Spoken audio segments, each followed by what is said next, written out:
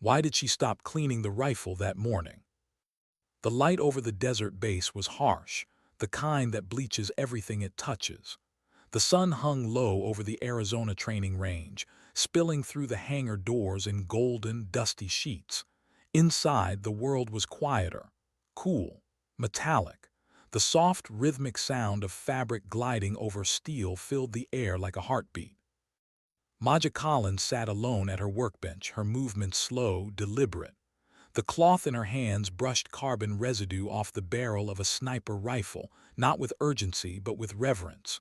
Her gray t-shirt was streaked with oil, her name stitched faintly over her heart.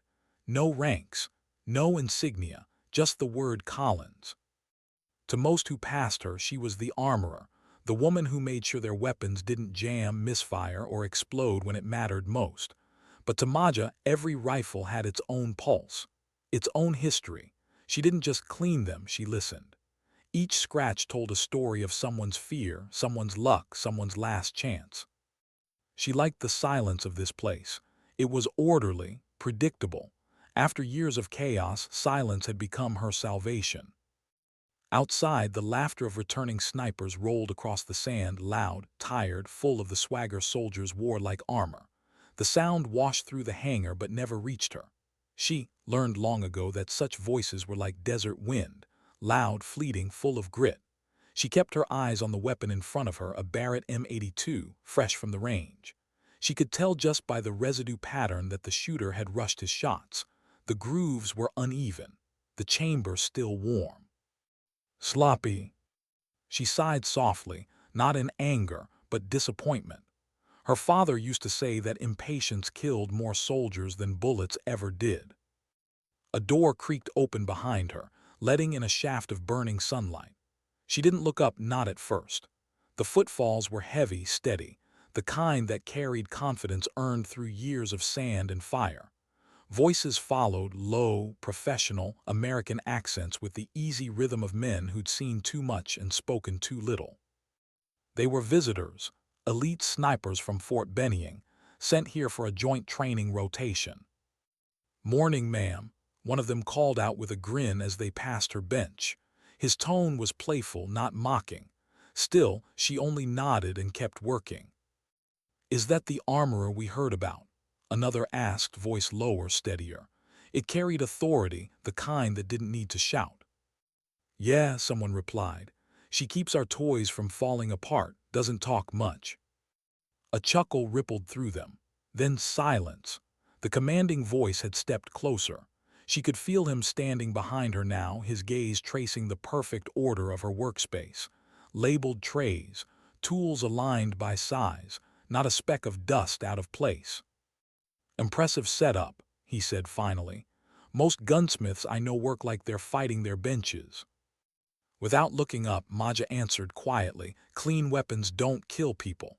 Dirty ones do." There was a pause, then a low laugh. "Fair point." When she finally turned, she found herself looking at Sergeant Kyle Mercer, tall, sun-browned, a faint scar cutting through one eyebrow. His eyes were the pale blue of distance, the kind that could stare through miles and still see the smallest flicker of movement. He wasn't what she expected, less arrogance, more curiosity. "You've got experience with the M82, he asked, nodding toward the rifle on her table. "Enough," she said, wiping her hands. "Enough to know most people handle it wrong." That made him smile, not offended, just amused. "You calling my men sloppy?" "I'm saying they're too proud to listen." Silence lingered again, not awkward but heavy. He studied her face for a beat, trying to read her, and she let him look. It didn't matter. People always saw what they wanted. "Are rifles ready?" he asked finally. "They are," she said softly.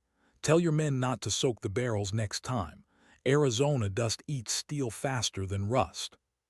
He gave a small nod, still smiling at her precision. "Understood, armorer." He turned to leave, hesitated, then looked back. "Ever fire one of these yourself? I mean outside a cleaning bench." Her hands paused just once. She looked up, steady, unreadable. "Once." He raised an eyebrow. "Only once." "That was enough." Kyle tilted his head, respecting the wall she'd built. Fair enough. He started for the door, then stopped again. We're shooting at dawn tomorrow. Range 7. You're welcome to come see what your work does on the other end of the scope. She didn't look at him. I've seen enough. He gave a faint, knowing smile and disappeared into the sun. When the door closed, silence returned, only the hum of lights and the faint scent of oil in the air. But his words stayed with her. Not the invitation, but the tone, curious, gentle, the same way her father used to speak to her. Maja, he had said once when she was just 13, standing behind her on a Montana plain, a rifle almost too big for her hands. Don't think about the distance. Don't even think about the trigger. Think about your breath. The space between the seconds, that's where the shot lives. On her second try, she'd hit the tin can a half-mile away. He'd laughed softly, proud, as he always was, quietly.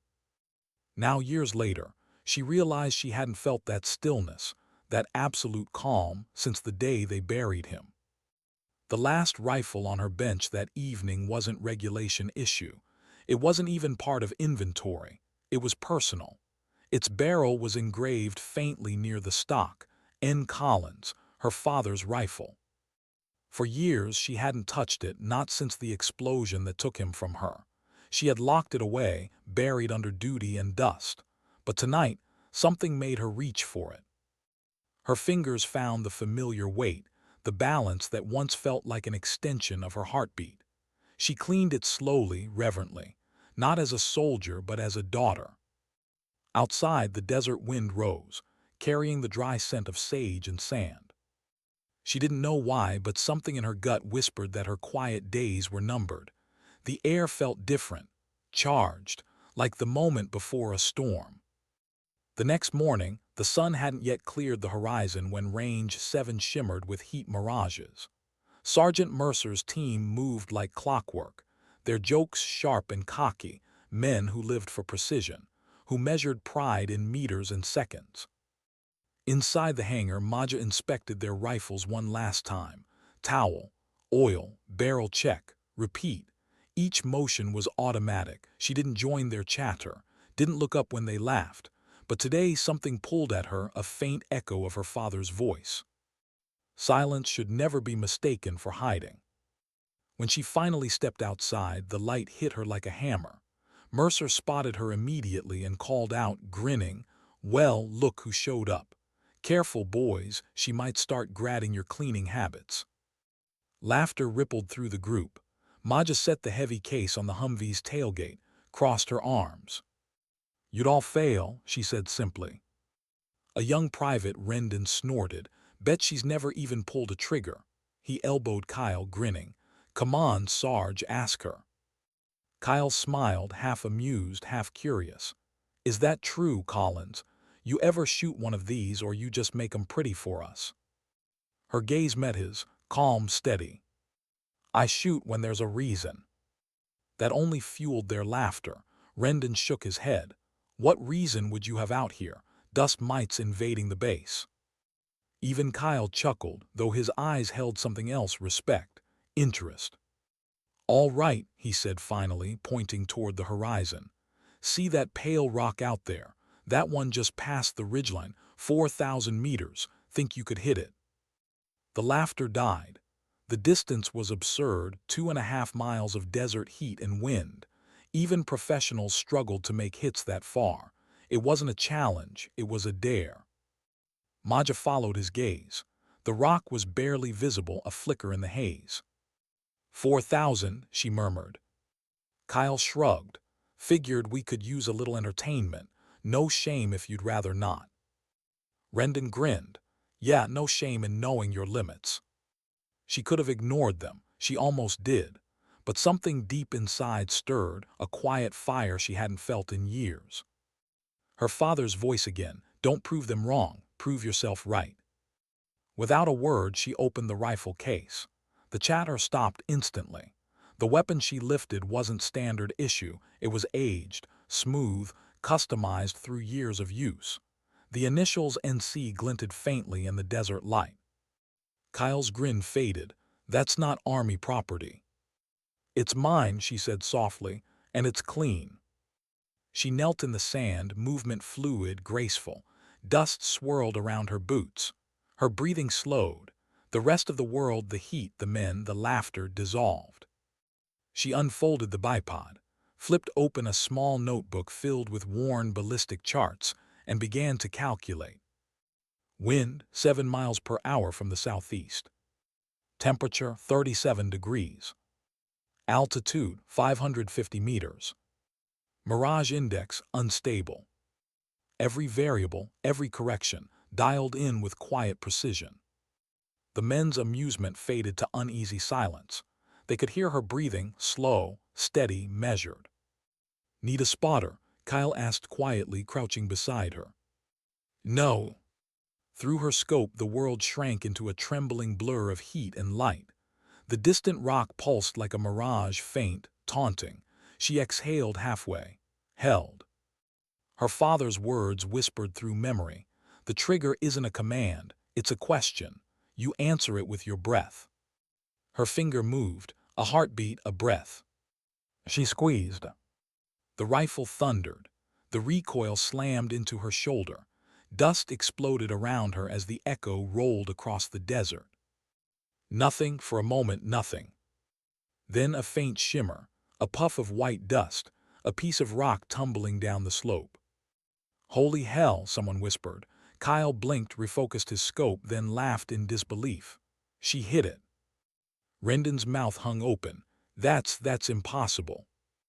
Maja rose, brushed dust from her knees, and began packing the rifle. "It's mathematics," she said quietly, "and patience." No one spoke. Even the wind seemed to hold its breath. As she closed the case and turned to leave, the men instinctively stepped aside, giving her space they didn't understand, only respected. Kyle watched her go, her silhouette shrinking into the haze. He'd spent a lifetime chasing perfect shots, and she had just made one like it was an afterthought. He exhaled slowly. "Gentlemen," he murmured, "we just witnessed a lesson." Back inside the hangar, Maja placed her father's rifle on the bench. Her hands trembled slightly, not from recoil, but from memory. She hadn't meant to prove anything. Yet when she pulled that trigger, it felt like a ghost had steadied her hand. Her eyes lingered on the initials on the stock, NC. "You would have laughed, Dad," she whispered. At the doorway, Kyle appeared again, hat in hand, quiet now. "That was one hell of a shot," he said softly. "No," she replied without looking up. "It was just distance." He studied her, the calm, the control, the sadness behind it all. "You sound like someone who's seen both sides of a scope." She met his gaze. "Maybe I have." He nodded slowly and left her to the silence. For a long moment, Maja sat still, the faint smell of gun oil wrapping around her like memory. The echo of the shot lived in her chest, steady, haunting. Outside, the sun fell low over the desert, painting the sand in fire and blood. She knew tomorrow would bring questions, attention, maybe even orders. But for now, there was only the hum of the hangar lights, the rhythm of her cloth against steel, and the truth her father had left her. Precision is peace. And for the first time in years, she felt it, fragile, fleeting, but real. A breath between two storms. That night the base slept, but she didn't. The desert wind whispered through the tin roofs of the barracks, carrying dust and the faint smell of burned oil. Inside the armory, only one light glowed. Maja Collins sat at her workbench, motionless, her hands folded around a cleaning rag that hadn't moved in minutes. The rifle case lay unopened beside her. For 3 years, every night had ended like this, the same bench, the same rhythm, the same silence. But tonight, the silence was heavier. It wasn't peace anymore, it was echo. When she closed her eyes, she saw the rock collapsing at 4,000 meters, the dust drifting like smoke. She told them it was math and patience, but she knew it wasn't that simple. The rifle had felt too familiar, too alive. As if someone else had pulled the trigger with her. She reached out, ran her fingers over the initials on the weapon stock, NC. Her father's, always his. She remembered the smell of pine from the ranch in Montana, the squeak of the old porch where he'd taught her to shoot, the way he would lean close, his voice low, calm, certain. A rifle won't respect you unless you respect it first. Don't rush, don't think too loud. Back then it wasn't war, it was connection.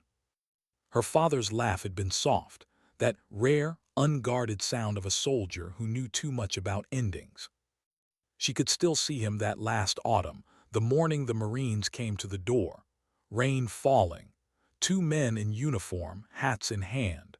Her mother collapsing before they even finished the sentence. Maja, we regret to inform you. She never remembered the rest, only the way silence filled the house afterward.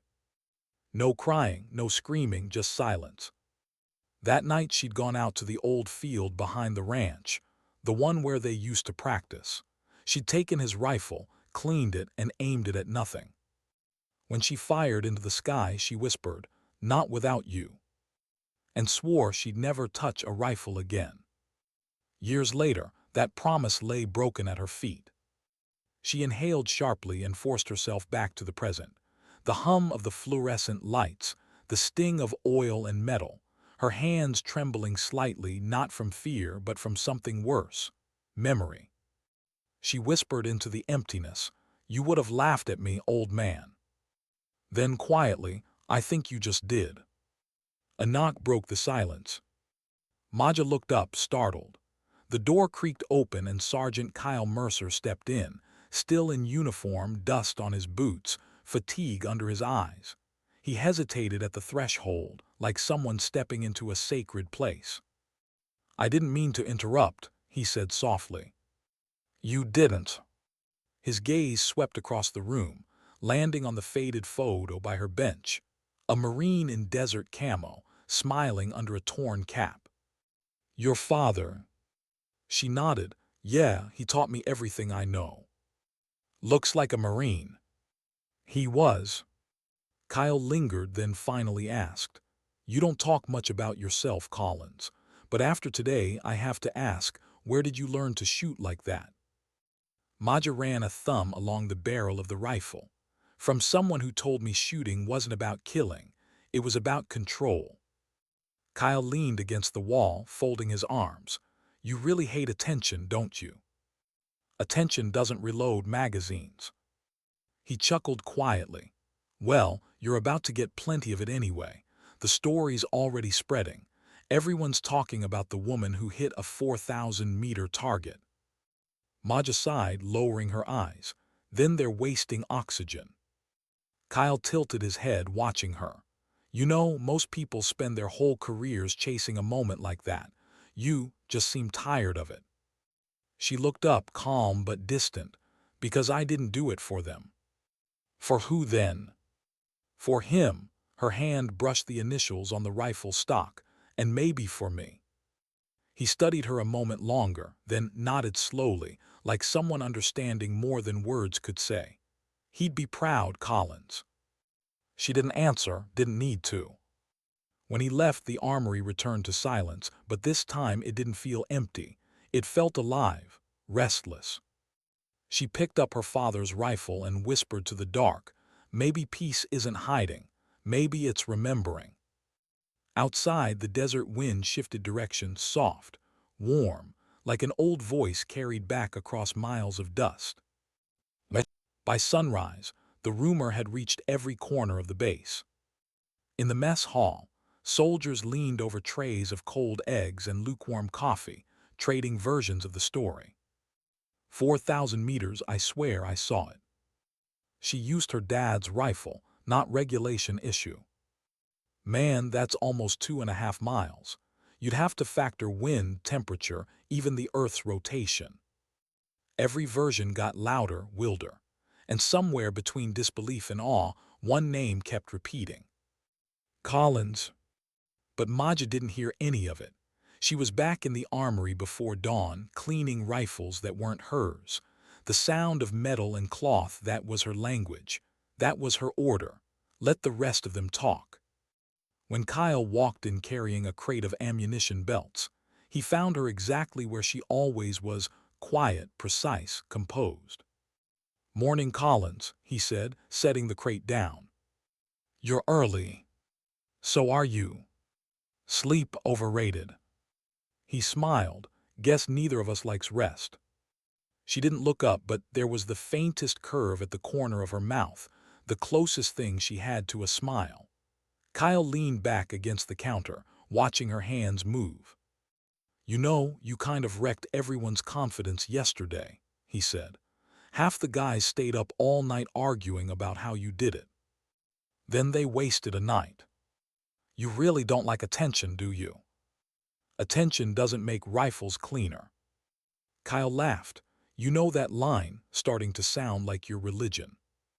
Before she could answer, the radio on the wall crackled to life. "Sergeant Mercer, Specialist Collins, report to Colonel Reeves' office. Immediately." Kyle shot her a look. "Told you." She sighed, wiping her hands. "What now?" "Probably medals or trouble. Hard to tell with Reeves." The colonel's office smelled of coffee and paper, the scent of bureaucracy with a side of sand. Colonel Reeves was a man carved out of old stone, early 50s, hard eyes, posture like a ruler. He didn't waste words.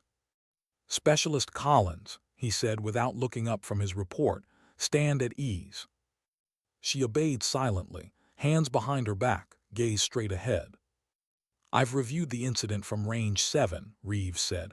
4,000 meters, verified by multiple witnesses. Is that correct?" "Yes, sir." He studied her. "You're not much of a braggart, are you?" "No, sir." "Good, the Army has enough loud heroes. We could use quiet ones." He walked around his desk, hands clasped behind his back. "You understand the significance of what you did." "I wasn't trying to do anything significant, sir. It was a test." Reeves gave a thin smile. "And yet, you did something only a handful of marksmen on the planet have ever done." He handed her a folder thick, stamped with red lettering. "Advanced Sniper Training Program." "This is selective," he said. "Most candidates wash out in a week. But your precision scores, your discipline, they stand out. I want you in this course." Maja frowned. "With respect, sir, I'm not looking for promotion. I'm an armorer, that's all." "That's what makes you different," Reeves replied. "Talent doesn't care what you want." He tapped the folder. "Think about it. If you accept, report to Captain Dea. She runs the sniper unit, and Collins." She looked up. "Whatever your reasons, that shot will be remembered. Don't hide from it." Outside, the sunlight hit her face like a wall. The folder felt heavy in her hands, as if it carried a choice she didn't want to make. Her boots pressed into the sand, leaving temporary prints that the wind quickly erased. She didn't like this feeling, attention, expectation, the invisible weight of new orders. She had joined the army to disappear, to find structure where her life had once been chaos. Now that anonymity was gone. Back in the armory, she dropped the folder on the table like it might bite. Kyle stood by the door, holding 2 electrolyte bottles. "So," he said, offering one, "what's the verdict?" "They want me in the sniper program." Kyle whistled softly. "That's a big deal, Maja. People fight for years to get that slot." "I didn't ask for it." He grinned. "Sometimes life picks you anyway." She gave him a side look. "You sound like a fortune cookie." "Hey, wise cookie," he corrected with a grin. Then his tone softened. "You're scared you'll lose yourself again, aren't you?" Her fingers froze. He'd hit the nerve she hadn't even named. "I'm not scared," she said finally. "Just tired of starting over." Kyle nodded slowly. "Maybe it's not starting over. Maybe it's just continuing what you began." She looked down, tracing the edge of the folder with her thumb. "My father used to say peace doesn't last. You have to keep working for it." He smiled faintly. "Then maybe that's what this is." She didn't reply. She just began to take apart a rifle piece by piece, her hands steady, her breathing slow. Routine was her refuge. After a while, Kyle spoke quietly. "Your father would be proud." You didn't know him. No, he said softly, but I know what he taught you and I've seen you shoot. That's not just skill, that's legacy. Maja swallowed, blinking hard against the sudden sting behind her eyes. Legacy. It didn't change the past, but maybe it could change what came next. Kyle pushed off from the wall. See you tomorrow, Collins, think about it.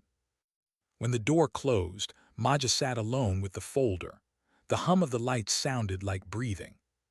She unfolded the form inside: advanced wind correction modules, ballistic projection, high-angle shooting. Every term felt like muscle memory. Familiar, comforting, heavy. Her father's voice whispered again, you don't shoot to prove, you shoot to understand. Maybe understanding was all that was left. That night she didn't sleep. The folder lay on her bench, the pen beside it untouched. At midnight she picked up the photo of her father. The edges were worn smooth from years of her fingers tracing them. She whispered, "You always said peace doesn't last. Maybe I'll go find it this time." Her hand trembled once, then steadied. By morning she stood in front of Colonel Reeves' office again. The rising sun painted the sky in bruised gold. Without ceremony, she placed the signed form on his desk. "I'll do it, sir." Reeves didn't smile, not triumphantly anyway. He just nodded, quiet approval in his eyes. "Report to the sniper range at 500. Welcome to a new kind of war, Collins." When she stepped outside, the wind carried the smell of sand and something else, promise maybe. The base looked the same, dust, metal, endless horizon, but something in her had shifted. For the first time in years, Maja wasn't hiding behind the sound of cloth on steel. She was walking toward something, toward the echo of a life she once swore she'd buried. And as the first sunlight broke over the training range, Maja Collins squared her shoulders. She was ready not to escape her past, but to understand it. Because sometimes peace doesn't wait to be found. Sometimes you have to walk back into the noise to hear the silence again. The desert before dawn was merciless. Sharp, cold enough to sting the lungs, silent enough to hear the blood move behind your eyes. Maja Collins stood still in that silence, a rifle case over her shoulder, boots planted in the fine sand of Range 19. The horizon shimmered faintly, bruised blue and gold. Around her, 10 other candidates waited, most shifting under the weight of gear and nerves. They were all soldiers, trained, hardened, disciplined. But every one of them was watching her. The story had traveled faster than any official memo. The woman who hit a target at 4,000 meters. To them she was a rumor in flesh, a legend that didn't smile. She didn't look back at them. She focused on breathing, on stillness, on control. The sound of a whistle sliced the air. "Candidates." A tall woman approached from the firing line, crisp uniform, desert cap tilted low, voice sharp enough to cut through steel. "Captain Daya." Her reputation preceded her, the kind of leader whose stare could make a full-grown Marine forget how to stand. "I don't care who you are, where you've served, or what miracles you think you've performed," she barked, packing before them. "Here you are nothing, until I say otherwise." The wind caught her words and hurled them downrange. No one moved, no one dared to. Her gaze swept across the line like a searchlight, stopping on Maja. "Especially you, Collins." Maja didn't flinch. "Yes, ma'am." Daya smiled, not kindly. "We'll see if your legend survives gravity." The first week hit like a sandstorm. Sleep was a rumor. Food was rationed. Every hour blurred into heat and exhaustion and the constant weight of a rifle that felt heavier by the day. But Maja never complained. She measured her breath, cleaned her weapon, rechecked every bolt, every optic, every equation of wind and distance. The others talked, some mocked, some admired, but she stayed silent. The desert didn't need conversation. It demanded precision. On the 5th day, they were dropped 10 miles into the open flats before dawn, with minimal gear and one mission: Return to base before sunrise. The catch: no vehicles, no compasses, no GPS. Half didn't make it back in time. Those who did were greeted not with rest, but with another test. A single bullet. A single target 11 inches wide, 1,000 yards away. Wind 40 knots. Temperature climbing fast. Hit it, Captain Dea said flatly, or start over. Some cursed it under their breath. Some rushed their shots and missed. Maja didn't rush. She waited, measured the wind, felt the weight of the world on her trigger finger and fired. The target dropped with a clean metallic ping. Dea lowered her binoculars, expression unreadable. Good grouping. A pause. Maybe that long shot wasn't luck after all. Maja didn't reply. She simply nodded, reloaded, and adjusted her scope for the next round. But not everyone took it well. There was one, Sergeant Diaz. Tall, loud, the kind of soldier who measured worth in rank and volume. He hated her silence, hated her precision even more. "She's not one of us," he muttered one night in the mess tent, loud enough for others to hear. "You can polish a wrench doesn't make you a sniper." Laughter followed, nervous, forced, the kind that feeds on someone else's dignity. Maja ignored it, like she ignored everything that didn't serve purpose. But Dea heard, and she saw. She paired them together the next morning. "Collins, Diaz, spotter-shooter drill. You two are a team." Diaz froze. "Ma'am," with respect. "No respect needed, Sergeant, just results." They lay side by side in the dust, camouflaged under ghillie netting, rifles pointed toward the far ridge. A test of coordination, precision under pressure. "Range, 1,700 meters, Diaz said through the scope. "Wind, call it 5 knots east." Maja checked. "Wrong, 6.3 shifting." But she didn't correct him. She adjusted silently, calculating her own corrections in her head. She exhaled, fired.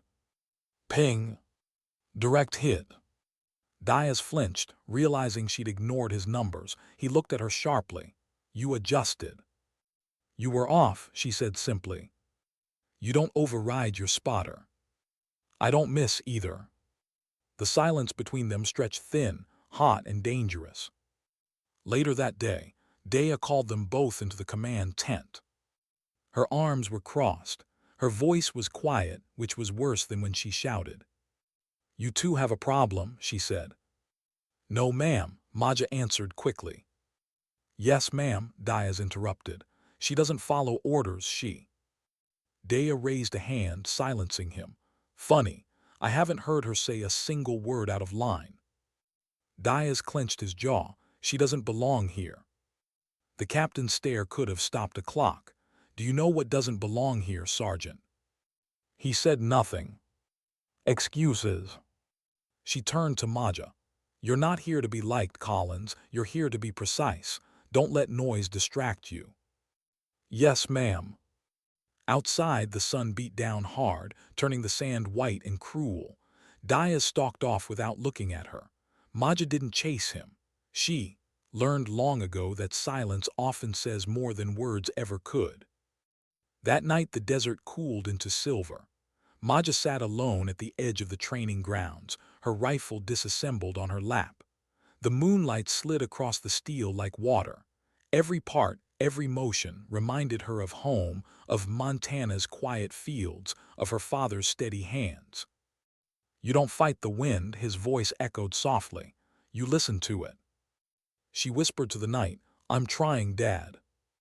Footsteps behind her, slow, careful. She didn't turn. "You're too quiet," said a familiar voice, Captain Dea. Maja looked up, startled. The captain rarely left the range after hours. "Ma'am."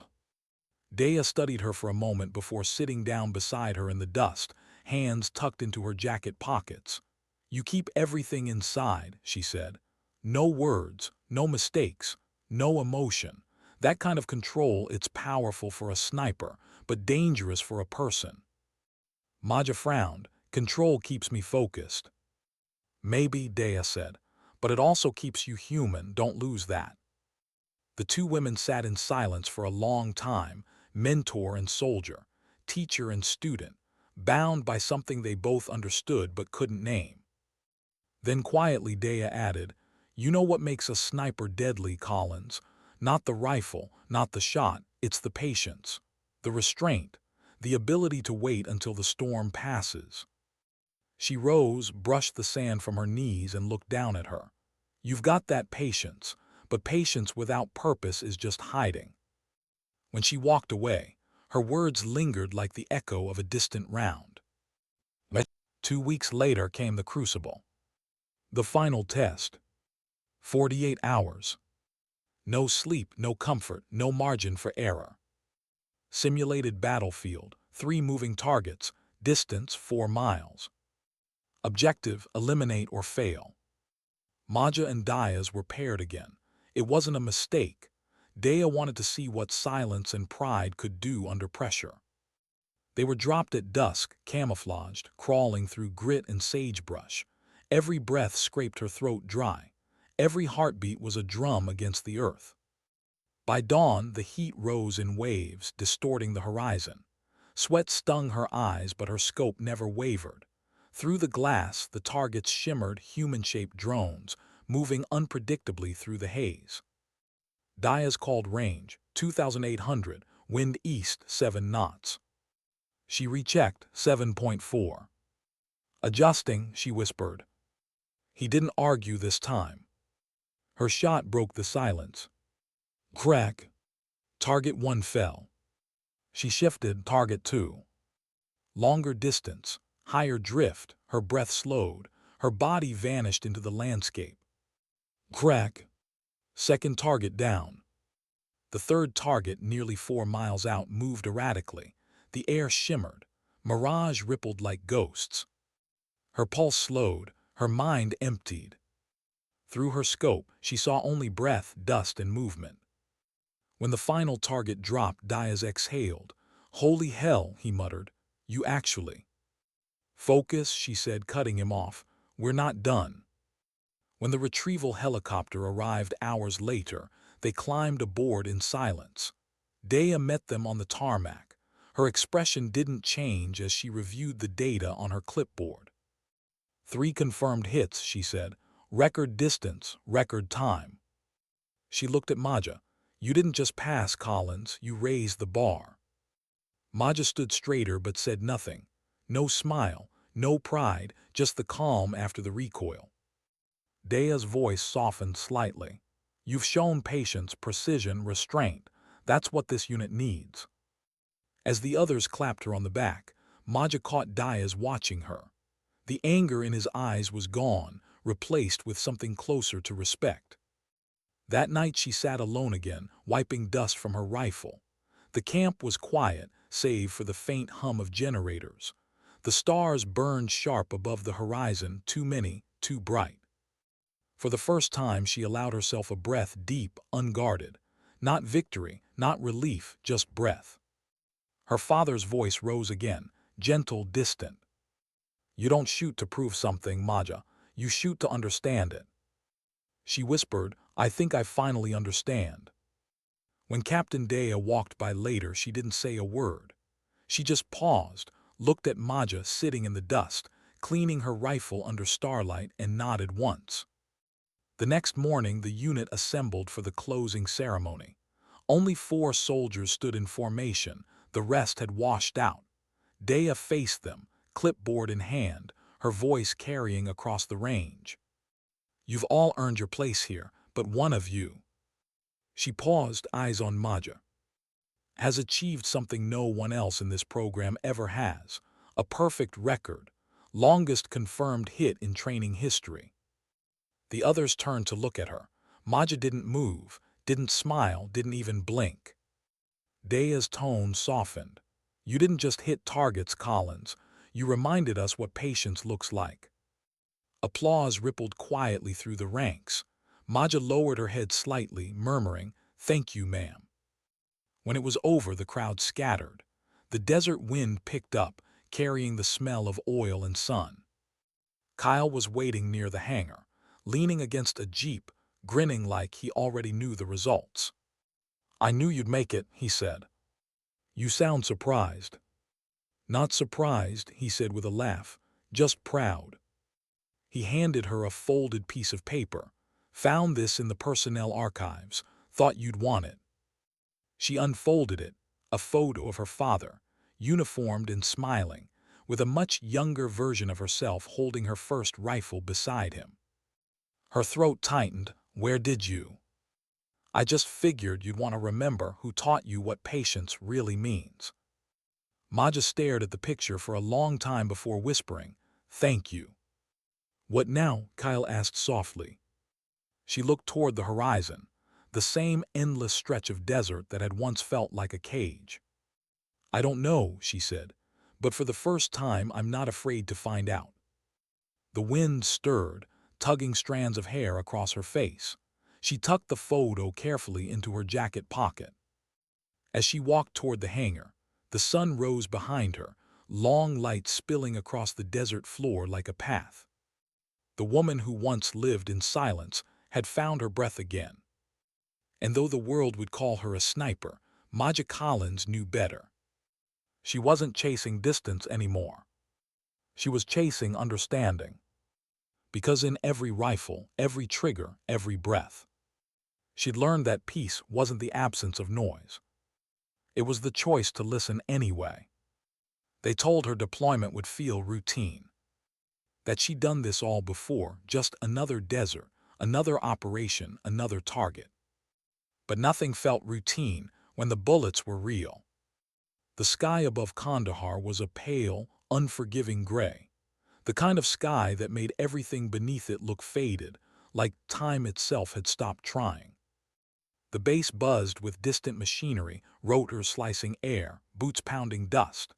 The smell was gun oil and diesel, sunburn and fear. Maja Collins stood beside the transport truck, rifle case slung over her shoulder. Same weapon, same calm face, but inside she felt it, the old rhythm, the one she'd buried long ago. Across the tarmac, Captain Dea briefed the unit. Operation was simple on paper. Surveillance and overwatch for an Allied convoy moving through a hostile valley. Reality was rarely simple. "Intel reports possible ambush points along this corridor," Dea said, pointing to a map stretched across the hood of a jeep. "Collins, you're overwatch on Ridge 2. You'll have command communication. Call the shot if you see movement." Maja nodded, understood. Kyle stood nearby, assigned to the ground convoy. His grin was faint but steady. "Try not to miss me too much," he said quietly. She smirked just enough for him to notice. "I won't." Dea's voice cut through the moment. "Move out." The convoy roared to life, engines growling, dust rising in thick brown clouds. Maja climbed into the second Humvee, checking her pack again. Rangefinder, scope covers, spotter scope, encrypted comms, 2 energy bars, 1 photo folded tight in her pocket. Her father's. They drove for hours through silence broken only by static and radio bursts. Villages flickered past small, sun-bleached structures where faces watched them from shadowed doorways. Every gaze carried something between fear and resentment. By midday, they reached the ridge. Dea's voice crackled over the comms. "Collins, you're up. Set overwatch on the southern slope. Visibility's clear for 6 clicks." She climbed the ridge alone. The wind howled. The air burned her throat dry. She moved with the patience of someone who'd done this in dreams, step, breath, balance. When she reached the crest, she unfolded the bipod, adjusted her scope, and let her world shrink to a circle of glass. Below, the convoy crawled through the valley like a line of ants, trucks glinting in the heat, soldiers scattered along the perimeter. Through the scope, she could see everything, the shimmer of metal, the slight twitch of hands on rifles, the faint, nervous gestures of men pretending not to be afraid. For hours nothing, just wind and dust. Then movement. Half a mile east, 2 silhouettes behind an abandoned structure. One carried something long, metallic. She whispered into the mic, "This is Overwatch 1. I've got visual 2 possible hostiles, grid 7 Bravo." Daya's voice came back steady. "Can you confirm weapons?" "Negative, could be farming tools, could be rifles." "Hold fire." Maja adjusted the zoom. Her heart rate slowed, that sniper's calm that made seconds stretch. She focused on hands, on posture, on the slight hesitation that separates civilians from soldiers. One of them lifted an object, the glint unmistakable. "Rifle barrel confirmed." "This is Collins," she said. "Positive ID on weapon, request engagement clearance."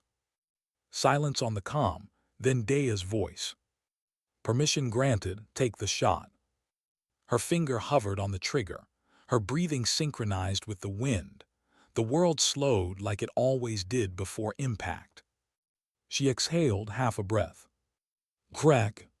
The rifle thundered, the figure dropped instantly, the second fled into the shadows. Her body stayed still, her mind didn't. Through the scope, she saw something tumble from the fallen man's hand, not a rifle. A metal pipe, hollow, harmless.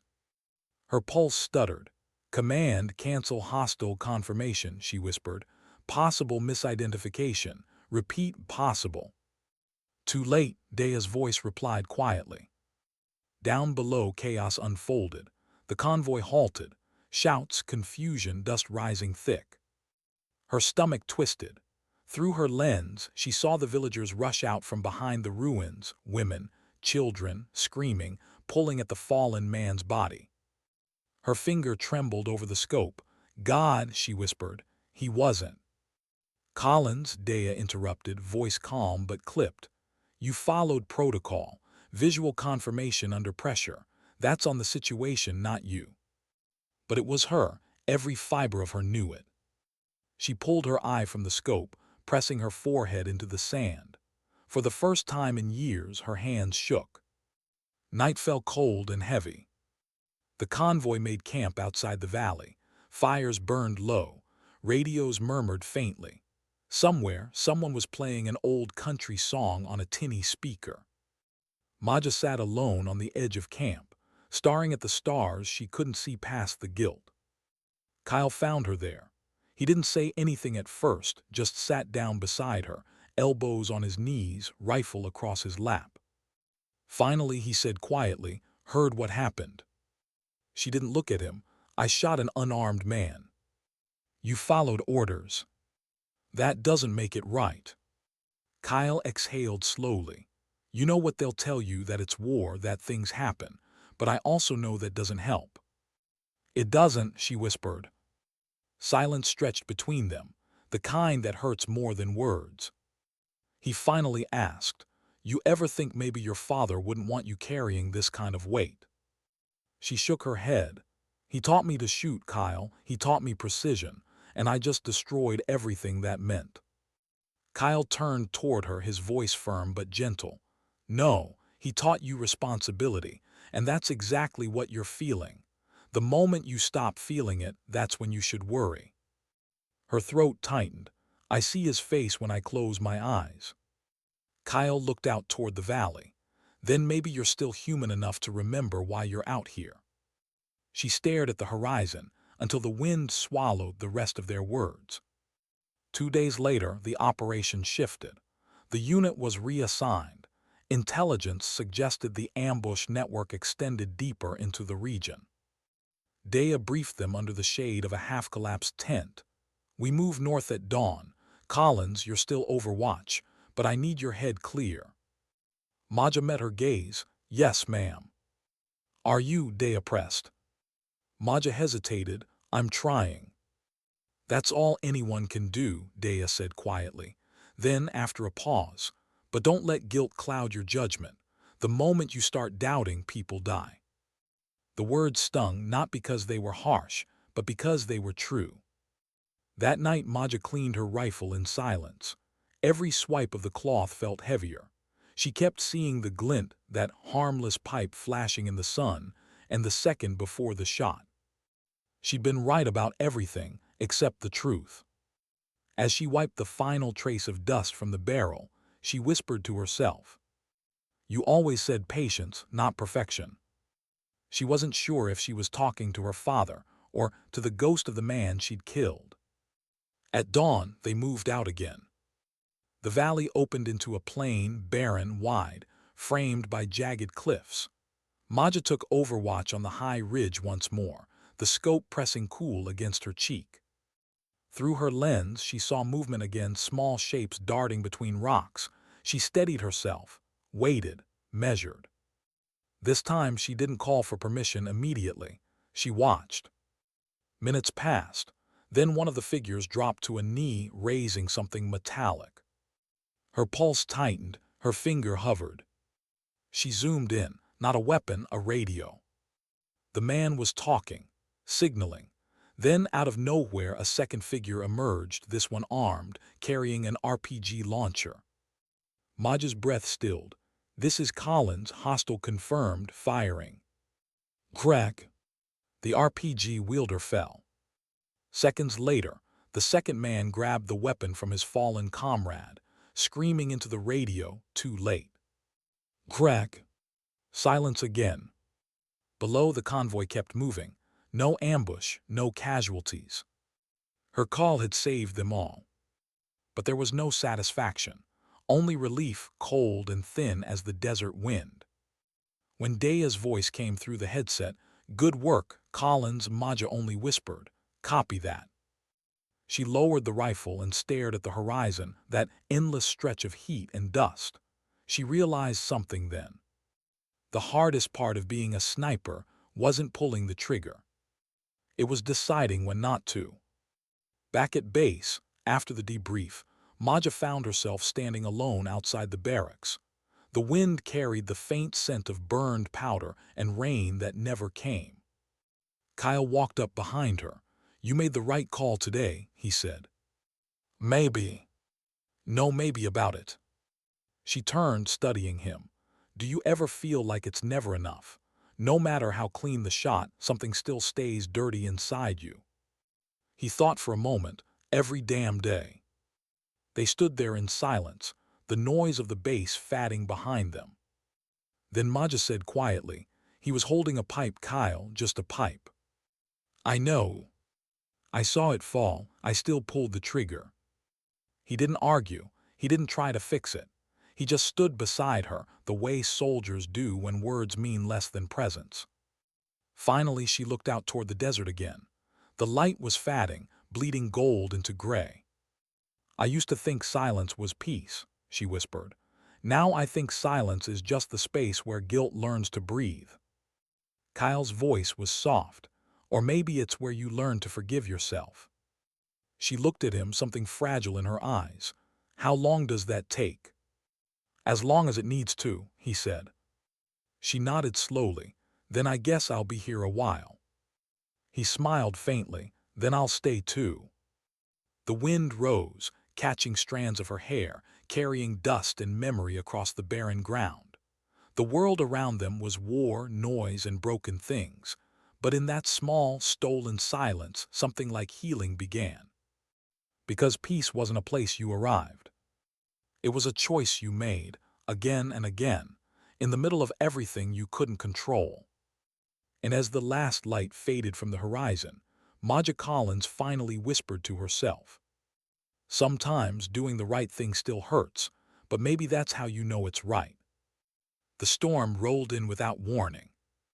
Not wind or rain, but tension. The kind that hums under skin, silent but certain, like something waiting to break. 2 weeks had passed since the Valley mission. The base had changed, tighter patrols, shorter tempers, fewer laughs. Intelligence had intercepted chatter about a high-value target, coordinating insurgent strikes against Allied convoys. The kind of man the military didn't arrest, the kind they erased. And the order came down simple. Find him, end him. Maja Collins was called into the command tent at dusk. The air inside was thick, heavy with dust, cigarette smoke, and the quiet hum of power generators outside. Colonel Reeves stood over a map pinned to the table. Captain Daya beside him, silent, arms crossed. "Collins," Reeves said without looking up. "We've got eyes on an enemy facilitator. He's orchestrated half the roadside attacks in this region. We've been tracking him for months." He tapped a photo, grainy satellite imagery of a compound built from sun-bleached stone. "Intel says he's here, surrounded by his lieutenants. You'll have one window, 10 seconds, maybe less. Take the shot when he exits." Maja nodded slowly. "Understood, sir." Reeves paused, then added, "It's in a populated area. We need surgical precision. No collateral." Her jaw tightened. "Sir, if civilians are nearby." "That's why we chose you," Reeves said firmly. "You don't miss." Daya's eyes flicked to Maja's, calm but conflicted. There was something she wasn't saying, something that weighed heavier than the mission itself. When the briefing ended, Daya followed her outside. The air was thick, hot, restless. "Collins," she called softly. Maja turned. "This target," Daya said quietly, "it's not clean. Intel's incomplete. We don't have full confirmation on who else is in that compound. If the shot goes wrong—" She didn't finish. She didn't have to. "I'll confirm before I fire," Maja said firmly. "Always." Daya studied her, then nodded. "That's what I need to hear."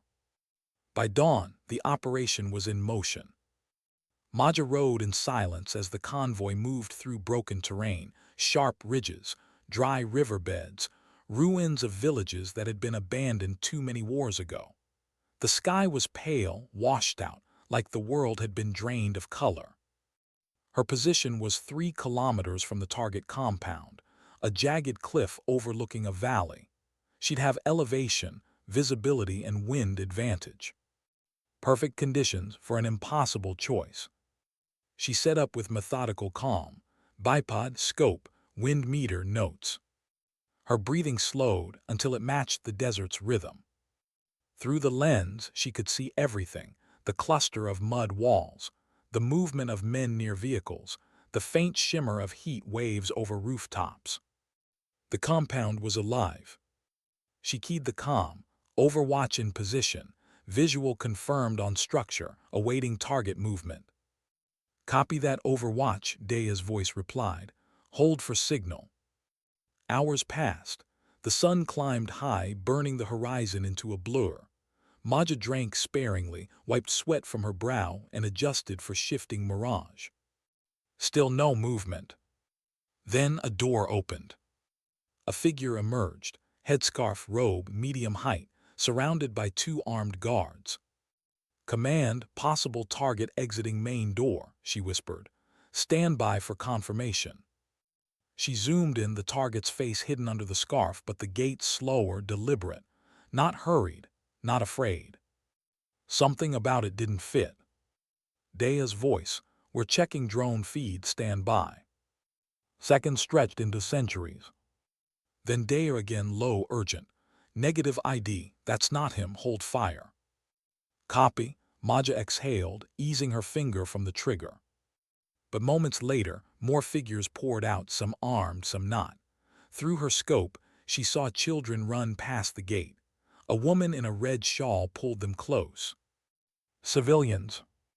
Then another figure appeared at the doorway, taller, shoulders broad, a pistol at his hip. "Command," she whispered. "Possible target match, confirm." Reeves' voice cut in, not Daya's, sharp, decisive. "Collins, that's him, take the shot." She adjusted her magnification. Her crosshair hovered over the man's chest. But the woman, the one in red, was only meters away, shielding a child behind her. "Command," she said slowly, "I have civilians inside radius. Recommend abort." "That's an order, Collins. Take the shot." Her heartbeat slowed. Her breath caught halfway. The crosshair wavered. Through her scope, she saw the man bend down, speaking to the woman, not shouting, not commanding. Something was wrong. His body language wasn't hostile. Then one of the armed guards moved closer. A rifle. A sudden gesture. A flash. The woman fell. The child screamed. Everything in Maja snapped into focus. Her breath vanished. Her trigger moved. Crack! The man with the rifle collapsed. The tall man, the supposed target, dove for cover, grabbing the child, pulling him behind the wall. Her radio crackled. "Collins, what the hell are you doing? That wasn't the target." She pressed her headset. "He was protecting them. The shooter wasn't the target, it was the guard. I couldn't." "Abort mission," Daya's voice roared. "Fall back now." Her vision blurred. The ground below erupted in motion, shouts, chaos, figures scattering. The compound lit up with return fire. Dust spiraled. The wind screamed. She crawled backward, disassembling the rifle as rounds slammed into the ridge. Pebbles sliced her cheek. Her breath came in ragged bursts. When she finally reached the extraction truck, Kyle pulled her inside. "Jesus, Maja, what happened out there?" She couldn't answer, could barely breathe. The world around her was noise, engines, shouting, the metallic taste of adrenaline. Then through the chaos, Daya climbed aboard. Her eyes locked on Maja, equal parts fury and fear. "You disobeyed a direct order," Daya said quietly. "I made a human decision," Maja shot back. "You compromised the mission." "I saved a child." Silence, the kind that cuts deeper than shouting. Daya exhaled, steady but pained. "You don't get to choose, Collins. You follow rules or people die." Maja's voice trembled. "People die because of rules." No one spoke after that. Back at base, the debrief was brutal. Reeves' voice was a hammer. Daya's silence was worse. "You defied a direct order under active engagement," Reeves said. "Your action compromised strategic operations." Maja stood at attention, jaw set. "I took the only shot that didn't kill an innocent." "Your job isn't moral arbitration," Reeves snapped. "It's execution." Daya's gaze flickered briefly, something like regret behind her eyes, but she didn't speak. Reeves leaned closer. "You're a soldier, Collins, not a savior." She met his eyes, calm, unyielding. "Maybe that's the problem." Reeves froze, fury flickering across his face. "You're suspended from field duty until further notice. Hand over your rifle." The silence that followed was unbearable. She unclipped the strap, laid her weapon on the desk. Her father's rifle, not regulation issue, still rested locked away in the armory. Now even her issued weapon was gone. She walked out without another word. That night the desert was silent again. No engines, no chatter, just the sound of wind scraping over steel. Maja sat outside the barracks, staring at her empty hands. She spent her life holding rifles, tools of order, control, precision. Now her palms felt naked. She'd never realized how much of herself she'd given to the trigger until it was gone. Kyle found her sitting there, knees drawn up, staring at nothing.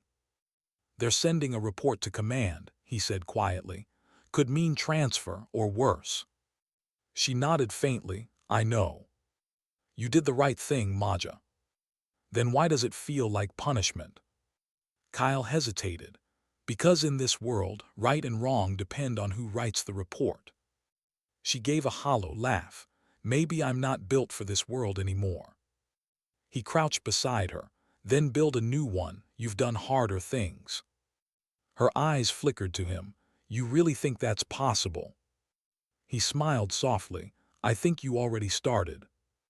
They sat there until dawn painted the horizon. When the first light touched her face, Maja whispered, "Maybe peace isn't silence after all. Maybe it's the noise you learn to live with." Kyle didn't answer. He didn't have to. The next morning, orders came down. Reassignment pending review. Restricted access to live weapons. Await further instruction. She packed her things quietly, not bitter, not broken, just tired. When she reached the armory, she paused by the old locker, the one holding her father's rifle. The initials NC still caught the light like memory. She traced them once with her thumb, then whispered, "I didn't fail you, I just learned what you meant." And for the first time in months, She smiled, faint, fragile, real. As she turned to leave, Captain Dea appeared at the doorway. No clipboard, no orders, just her. "You disobeyed me," Dea said quietly. "I know. You made the wrong call." Maja looked at her steadily. "Did I?" Dea's jaw tightened. Then after a long pause she exhaled. "No," she said finally, "you made the human one." The two women stood there in silence, soldiers on opposite sides of a rulebook, bound by something larger than command. Then Dea added, "Command won't see it that way, but I do." Maja nodded. "That's enough." When she stepped outside, the desert wind rose again, sharp, alive, infinite. For the first time she didn't flinch. Because she understood now. Precision could end lives. But compassion could save souls. And in a world that worshipped orders, that made her dangerous. That night, as the sun bled into the horizon, Maja Collins whispered the truth her father had once tried to teach her, the one she finally understood. A good shot doesn't change the world, but the moment you forget why you pulled the trigger, that's when the world changes you. The wind carried her words into the dying light, scattering them across miles of dust and silence. And somewhere in that stillness between heartbeats, she felt peace, not clean, not perfect, but earned. The desert has a strange way of keeping secrets. It buries them under heat and silence, until you start to think maybe they never existed at all. But secrets have a way of resurfacing, especially when the wind changes. 3 weeks into suspension, Maja Collins had stopped counting days. Her world had shrunk to the armory, stripped of live weapons, stripped of purpose. She still cleaned rifles that weren't hers, out of habit more than duty. The smell of oil and steel was the only thing that made sense anymore. Outside, the base carried on without her. Convoys left, missions launched, new names filled the briefings. She was invisible again, not by choice this time, but by exile. Every evening, she'd sit on the same concrete step behind the barracks, watching the horizon fade into shades of gold and ash. It reminded her of home, Montana summers, where sunsets felt endless. Except this one ended in silence and sand. Kyle still visited, sometimes with coffee, sometimes with news, sometimes with nothing but quiet. "They're rotating units next week," he told her one night. "Command, bringing in contractors for Overwatch." She gave a faint, humorless laugh. "So they found someone else to follow orders without asking questions." He studied her face, then said softly, "You still thinking about that shot?" "Every day." "Then you're still the best kind of soldier." She didn't answer, just looked out at the horizon where the desert met the stars. He leaned back against the wall. "You know, there's talk of a rogue operation nearby. Local militia abducting aid workers. They've been ambushing supply routes." She looked at him sharply, "And command's ignoring it. They say it's not our jurisdiction." Her voice dropped. "And what do you say?" Kyle hesitated. "I say someone should do something." Something flickered behind her eyes, that old quiet fire, the one she'd tried to extinguish. 2 nights later, Captain Dea called her in. Not through official channels, no paperwork, no witnesses. Just a knock on her door at midnight, and the soft glow of a flashlight cutting through the dark. "Walk with me," Dea said. They crossed the empty lot in silence, boots crunching over gravel, the hum of generators fatting behind them. The air smelled of dust and impending rain, though rain never came here. Finally, Dea stopped near the perimeter fence. "There's something off the books," she said quietly. "Unofficial, dangerous." Maja frowned. "You're not supposed to tell me that. I'm suspended." "That's exactly why I'm telling you." Dea unfolded a small map from her pocket. 3 days ago, a medical convoy was ambushed north of the ridge. 5 aid workers taken hostage, civilians, 2 of them American.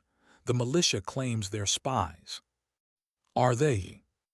No, doctors, nurses, humanitarian staff. They're running out of time. Maja's pulse quickened, and commands not intervening.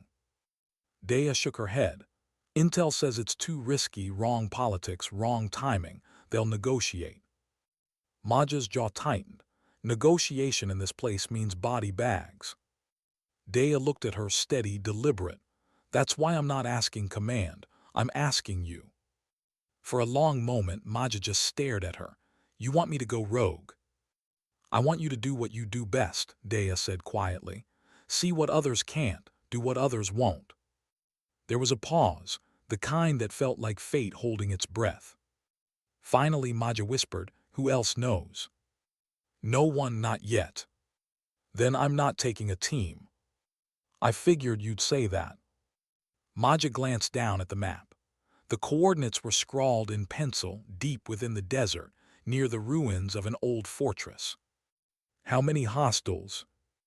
Unknown, maybe 10, maybe 20. They move fast, they know the terrain.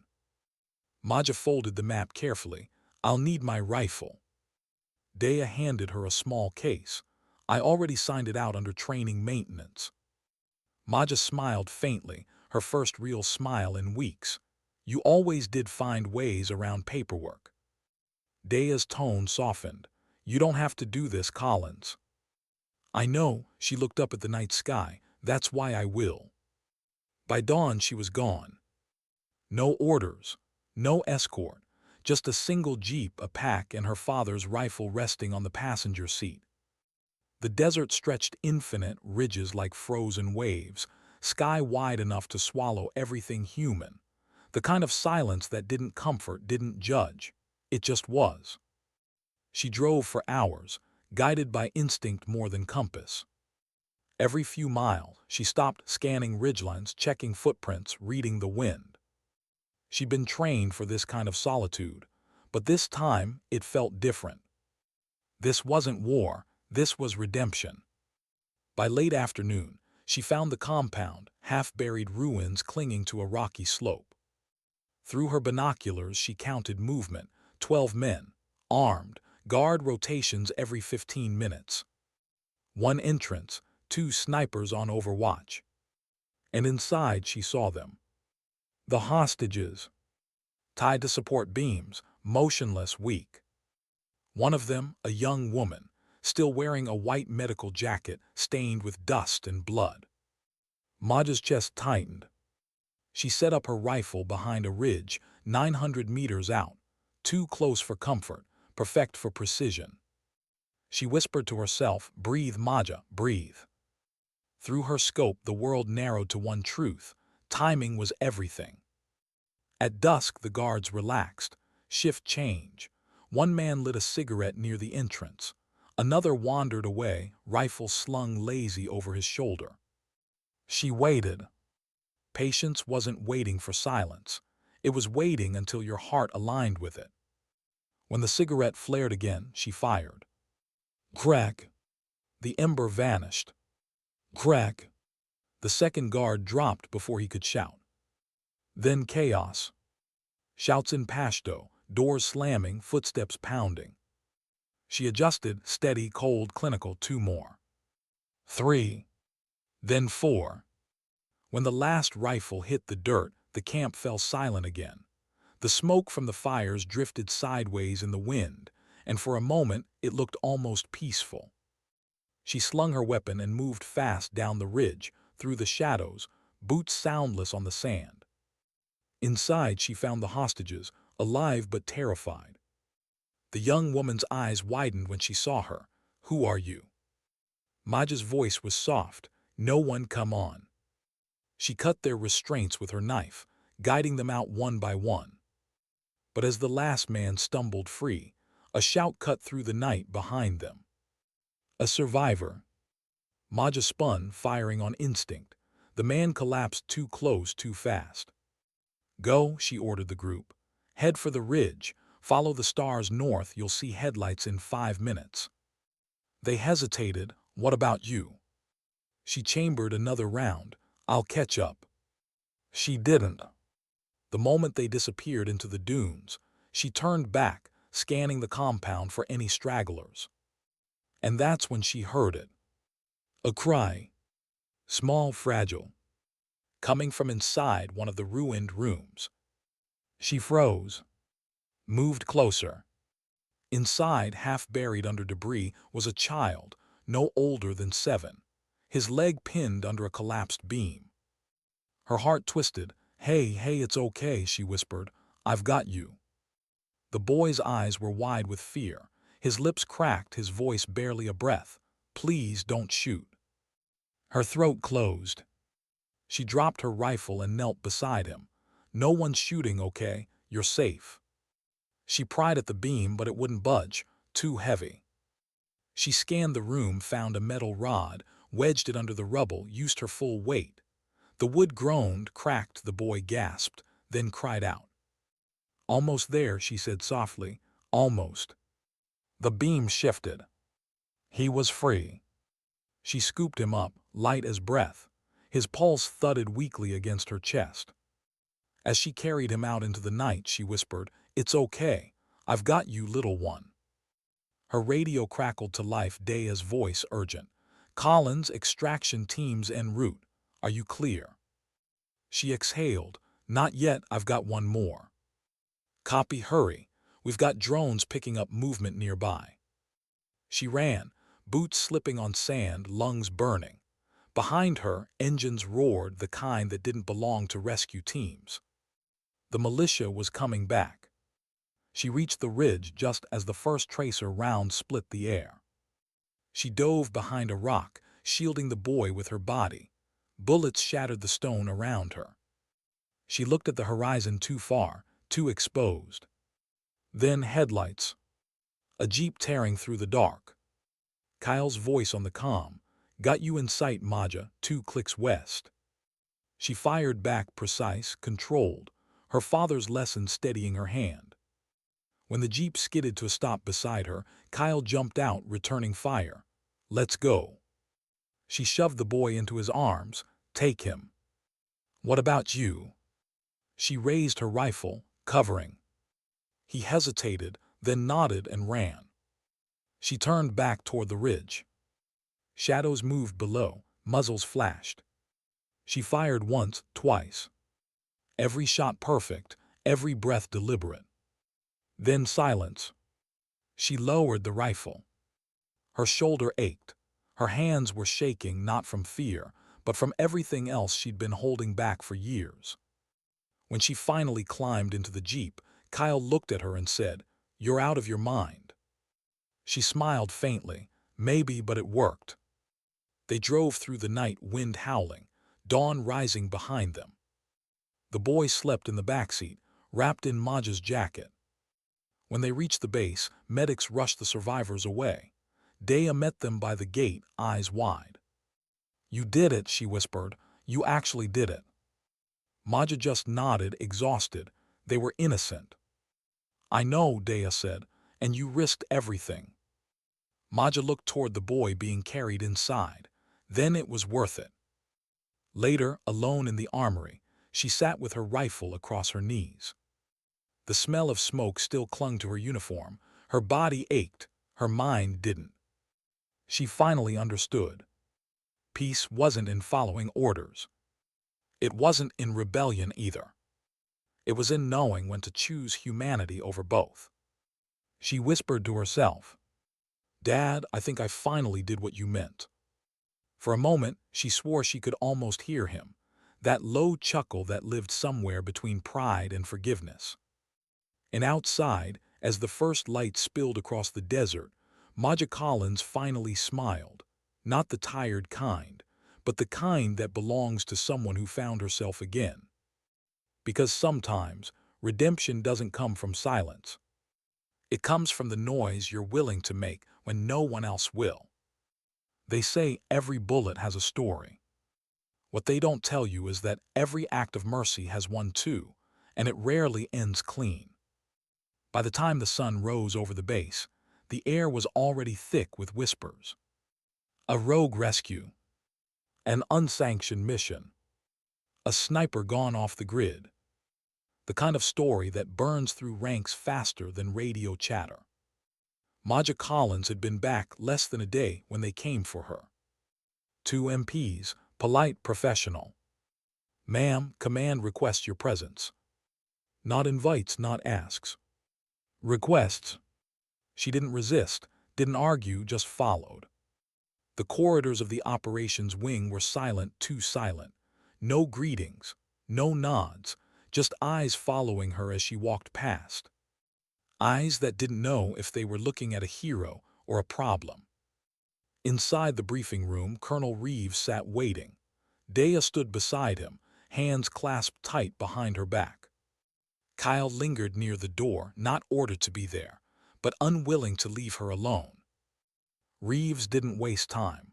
Specialist Collins, he began, do you have any idea what kind of political mess you've just created? Her voice was quiet but steady. I rescued civilians, hostages, aid workers. You violated suspension orders. You left the base without authorization. You engaged hostiles on foreign soil without clearance. You risked an international incident.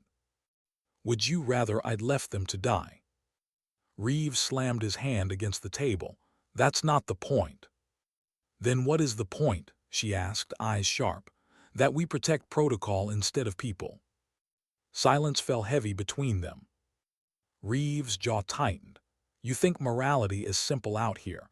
You think this desert runs on good intentions. She didn't answer. He didn't expect her to. Finally, he said, we're convening a field tribunal, effective immediately. You'll remain confined to quarters until further notice. Dea opened her mouth, sir. Reeves shot her a look. Not another word, Captain. The MPs escorted Maja out. Kyle's eyes followed her, guilt, pride, fear, all tangled together. She gave him the smallest nod. Don't interfere. The tribunal was held in the old command hangar, echoing, sunlit through broken panels, the air heavy with formality and dust. 3 officers sat at the front table, Reeves among them, Dea behind, silent observer. Maja stood alone in the center, hands at her sides. No restraints, just the weight of consequence. The lead officer, a graying colonel from headquarters, read from a report. Specialist Collins, you stand charged with dereliction of duty, disobedience of direct orders, and unauthorized engagement in hostile territory. How do you plead? She took a slow breath. Not guilty. Reeves' eyes narrowed. You don't deny the actions. No, she said softly. I deny that they were wrong. A murmur rippled through the observers. The colonel raised a hand for silence. Explain, he said. Maja stepped forward slightly, voice calm but cutting. 5 civilians were being held by armed militia. Command deemed the situation non-actionable. I acted because waiting meant death. Your orders were clear, Reeves said coldly. Suspension from all field activity. Orders don't erase responsibility, she replied. They only delay it. The colonel leaned back, studying her. And what gave you the authority to act independently? Humanity, she said simply. The word hung in the air, too soft, too dangerous. Reeves' voice hardened. You think this is about conscience. You think wars are won with sentiment. No, Maja said quietly. They're lost without it. For a long moment, no one spoke. Then unexpectedly, Dea's voice broke the silence. Sir, with respect, she saved those people, including 2 U.S. nationals. Without her, we'd be shipping bodies home. Reeves turned to her sharply. Captain, you're here as a witness, not her defense. Dea met his gaze. Then maybe I'm both. The colonel cleared his throat. Enough. He glanced between them, then down at the report. You've created a difficult situation, specialist. Your actions violated direct orders but prevented civilian casualties.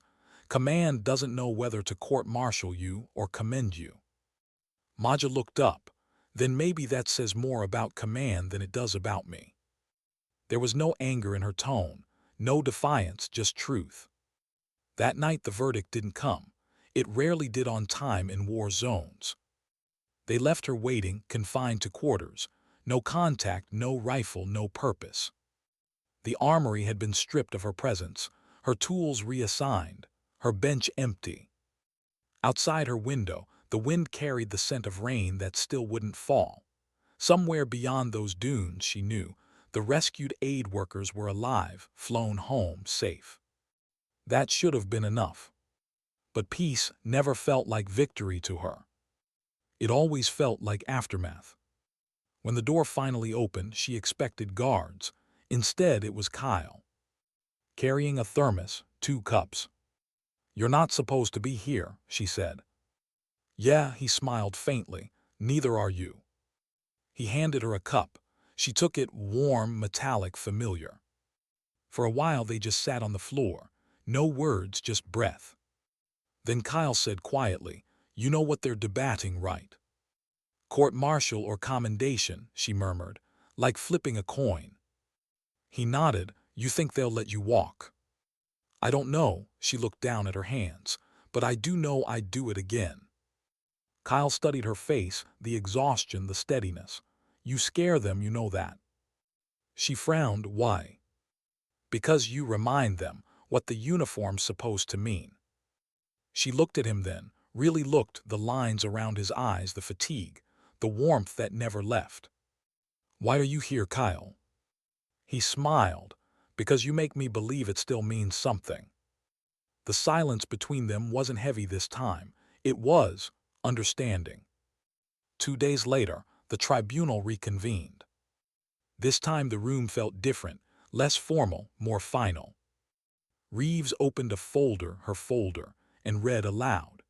"After consideration of all testimonies, Specialist Collins, this panel acknowledges your unauthorized actions, but also the humanitarian outcome resulting from them." He looked up, his tone unreadable. "Effective immediately, charges are dropped." The words landed like an echo. She blinked once, dropped. Reeves nodded stiffly. "Your record will reflect a disciplinary note, nothing more." She waited for the catch. There was always a catch. The colonel continued, "However, command believes your actions demonstrate initiative under pressure, something we need in classified operations. You're being reassigned to a special reconnaissance division. Voluntary enlistment." Maja frowned. "Voluntary." "You can refuse," Reeves said.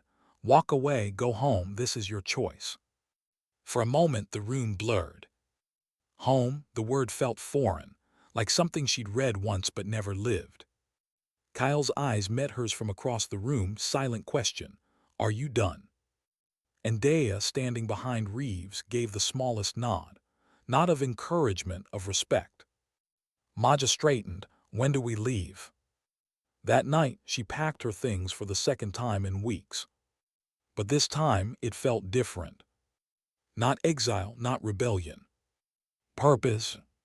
She stopped by the armory before lights out. The air smelled the same, oil, steel, and something that felt like memory. Her father's rifle sat where it always had, locked away but waiting. She ran her fingers over the initials again, NC. Her reflection stared back in the metal, older, harder, still hers. "You were right," she whispered. "Peace doesn't last, you have to fight for it, even when no one understands." Behind her, a voice spoke. "You talking to ghosts again?" She turned. Kyle leaned in the doorway, hands in pockets, smiling that tired, easy smile. "Just the one that taught me everything," she said. He nodded. "Then tell him you made it count." She smiled faintly. "He already knows." Kyle's expression softened. "So, new division, new start, you ready for that?" "I don't know if I'm ready," she said, "but I'm willing." "Close enough," he said. "In war, that's all anyone ever is." They stood there a long moment, the hum of the lights filling the silence. Then Maja said softly, "You ever think we're not built for peace?" He thought for a second. Maybe not, but maybe peace isn't built without people like us. She looked down at the rifle one last time. "Then I'll keep building."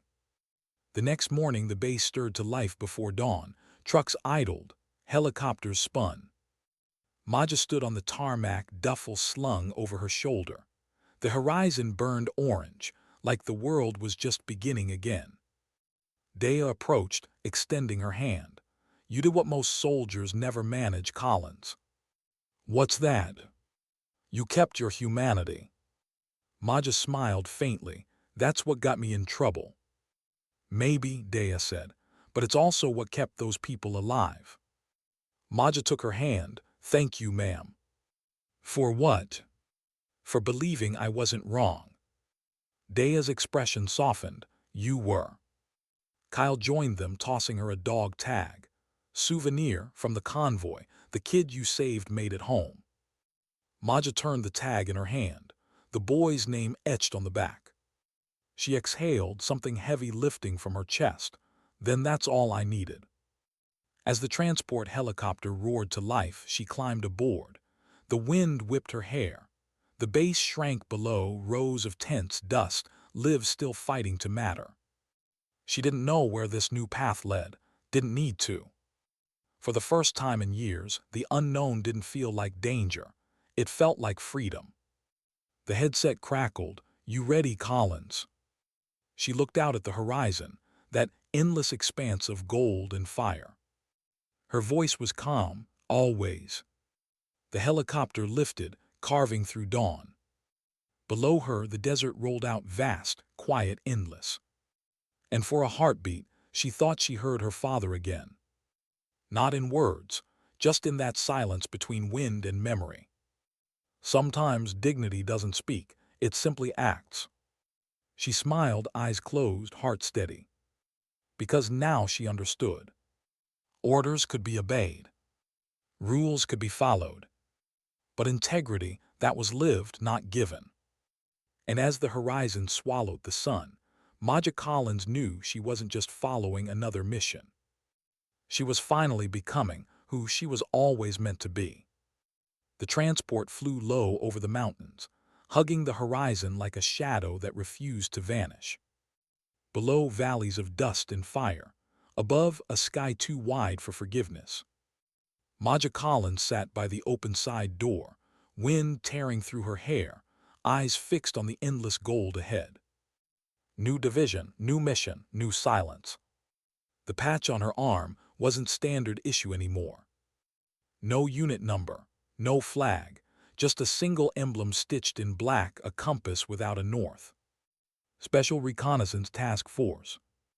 The kind of team the world pretends doesn't exist. Across from her, two soldiers checked their gear in quiet rhythm. One, Corporal Vance, a comms specialist with a nervous grin. The other, Lieutenant Hale, all discipline and edge, built from pure regulation. Both watched her the way men watch a storm, fascinated, wary, unsure whether it will pass or destroy. She didn't speak, she didn't need to. Her presence said everything, a legend wrapped in silence. Captain Dea's last words echoed in her head. "You'll see things no one else can see. That's your gift and your burden." They landed before dawn in the highlands north of Herat, where the earth rose into jagged scars and villages clung to survival like stubborn weeds. Their mission was clear. Intercept a rogue weapons deal between insurgent factions. Drones, explosives, the kind of cargo that could restart a war. No publicity, no survivors, no mistakes. They moved through the mountain passes with surgical precision. Maja took overwatch, always the ghost in the high ground. Wind shifted, shadows stretched. Every sound was a language she'd learned to understand, the flutter of fabric, the drag of a boot, the way silence deepens before violence. When contact came, it came fast. 3 trucks, armed escorts, 2 figures overseeing the exchange. Through her scope, Maja marked them one by one. Breath, pulse, timing. "Targets confirmed," she whispered, requesting engagement clearance. "Copy, Overwatch," Hale's voice crackled. "You are clear to." Then she froze. One of the figures not armed. Not part of the deal. A woman. Younger than she'd expected, maybe 20. Holding a child in one arm, a medical satchel in the other. Her breath hitched. "Command, hold fire, civilian in the area." Negative, Hale snapped. We don't have time, take the shot. Her pulse slowed. The world narrowed again, that familiar, cruel geometry of obedience and conscience. She could end it now, clean, efficient. But through her scope, the woman's face turned fear, exhaustion, something achingly familiar. She looked like someone who'd once believed in good men with guns. Collins, Hale barked, take the damn shot. Maja exhaled. And for the first time, she didn't. The explosion happened seconds later, not hers but theirs. A detonator slipped, chaos erupted. Trucks burst into flame, shockwaves slamming through the ravine. Maja hit the dirt, ears ringing. Below, the scene dissolved into confusion, men shouting, smoke rising, the woman diving for cover. Overwatch, what the hell just happened? Hale's voice roared through the comms. Secondary explosion, she coughed. They triggered their own charge. Status. Everyone scattered. No clear hostiles, I'm moving in. She slid down the slope, boots kicking gravel, rifle slung across her back. Smoke clawed the air. The world smelled of fire and blood. In the chaos, she found the woman dazed, coughing, clutching the child tight. Maja knelt beside her. You're safe, stay low. The woman's eyes widened. Who are you? Doesn't matter, come on. Gunfire cracked in the distance. Maja led them toward cover, weaving through wreckage. Every instinct screamed wrong place, wrong time. But something deeper whispered right choice. When they reached the ridge, the child began to cry soft, terrified. Maja crouched, her voice gentle. Hey, it's okay, you're okay. He couldn't have been older than 6. Same age as the boy she'd rescued weeks before. Same small, fragile heartbeat against chaos. The woman clung to Maja's sleeve. Please, my brother, he's still down there. Maja looked back, the valley still burning. Figures moved through the smoke. One of them stumbled, fell, crawled toward the wreckage. Alive barely. Stay here, Maja said. I'll get him. The woman grabbed her wrist. You'll die. Maja smiled faintly. I've been doing that slowly for years. The heat was suffocating as she crossed the killing ground. Every step sank into ash. She reached the fallen man, blood on his shirt, shrapnel in his shoulder. He looked up, eyes wild with fear. Don't move, she said. I'm getting you out. He stared at her uniform, confusion flickering. Why help me? She hoisted him onto her shoulder. Because someone has to. They barely made it 50 meters before gunfire erupted again. A surviving militant had spotted them, shouting, aiming. Maja turned, shielding the wounded man with her body, sighting down her rifle. Her breathing slowed, her mind emptied. Crack! The shot dropped him instantly. But another followed, and another. She ducked behind debris, teeth clenched against pain slicing through her arm. Blood, shallow but enough to sting. She dragged the man higher, every muscle screaming until they crested the ridge. The woman ran toward them, sobbing, clutching the child. Brother! They collapsed together, tears and smoke and disbelief tangled into one sound, relief. Maja slumped back against the rocks, chest heaving, her sleeve dark with blood. Hale's voice crackled in her ear again. Collins, report. She pressed the comm. Civilians secured, hostiles neutralized. Why the hell didn't you fire earlier? Because sometimes waiting saves more lives. Static, then silence. By the time the extraction team arrived, the mountain burned behind them like a dying sun. The rescued civilians huddled in the chopper, wrapped in blankets, faces pale and streaked with ash. Maja sat across from them, arm bandaged, eyes distant. The woman leaned forward. You saved us. Why? Maja looked at her, voice low. Because someone saved me once. The woman nodded slowly. You don't look like a killer. Maja smiled faintly. I stopped trying to. They flew in silence for miles, just the thrum of rotors and the fatting echo of gunfire. When they reached base, medics swarmed the landing pad. The rescued were taken away. Hale jumped down first, fury still burning. "You risked the mission, Collins." "And saved 3 lives," she said softly. "That's not the job." "Maybe it should be." He didn't reply. He didn't have to. The argument was older than both of them. Later, in the dim quiet of the field clinic, Kyle appeared again, carrying 2 coffees, one still steaming. "You're bleeding again," he said. She smirked. "Occupational hazard." He handed her the cup. "You made command nervous again." "I'm consistent." They both laughed softly, that tired, almost broken kind of laugh soldiers share when they realize they've survived something they probably shouldn't have. Then Kyle said quietly, word spreading, "They're calling you the ghost sniper now." She frowned. "That's ridiculous." "Yeah," he said, smiling, "but legends don't get to pick their names." Maja looked out the window, the desert stretching infinite beyond the glass. "I don't want to be a legend." "Then what do you want?" She thought for a long time. "To stop hearing echoes when I close my eyes." Kyle nodded. "Maybe that's what peace sounds like." Weeks passed, missions came and went.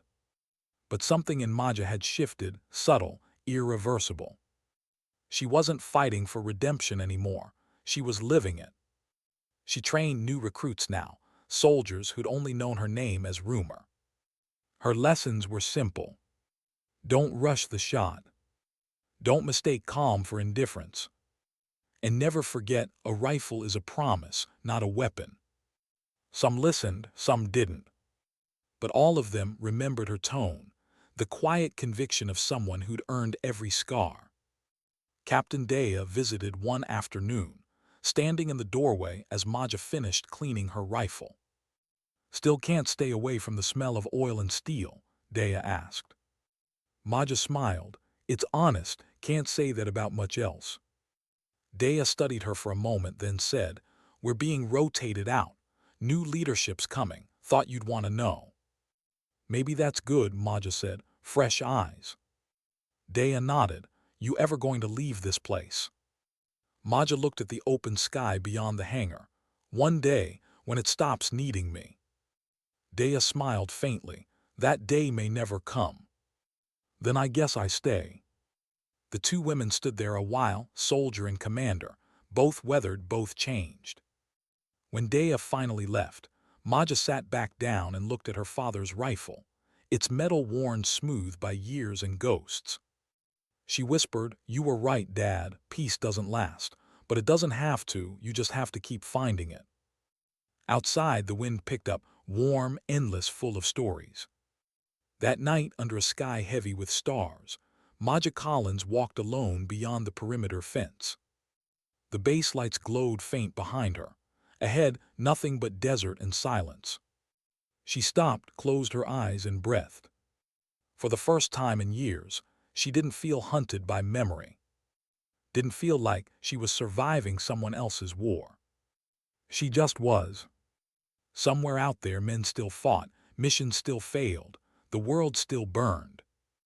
But for a fleeting moment, under that boundless sky, she felt something close to peace. Not because the war was over, but because she finally understood her place inside it. Her father's voice returned, softer this time, like wind moving through long grass. "Sometimes, Maja, the quiet ones carry the loudest truths." She smiled, eyes closed, then turned back toward the base, toward the noise, the duty, the life that was hers again. The desert swallowed her footsteps, but not her story. Because heroes don't always roar. Sometimes they whisper. Sometimes they clean rifles. Sometimes they just refuse to take the wrong shot. And when they do, the world shifts quietly, back toward something worth believing in. Sometimes dignity doesn't speak, it simply acts. The wind carried that truth into the horizon. And Maja Collins kept walking. Steady, unbroken. A soldier who finally remembered why she pulled the trigger in the first place.